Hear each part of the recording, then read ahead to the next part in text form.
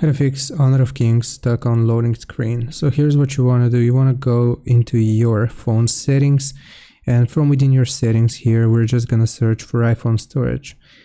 Search for iPhone storage, and then we will sort this by size here, so you will be able to find Honor of Kings. Just click on Honor of Kings, and what you want to do is offload the application.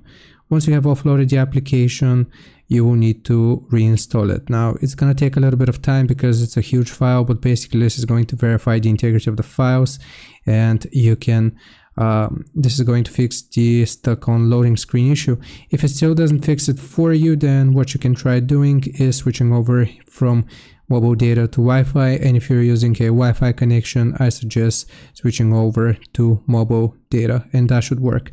If it still doesn't work, then the last thing that you can do is check the server status. Google search for Honor of Kings server status, and you can use a platform like Is It Down, and it is basically just going to show you the server status and whether or not that issue is coming from your end or if it's coming from their end.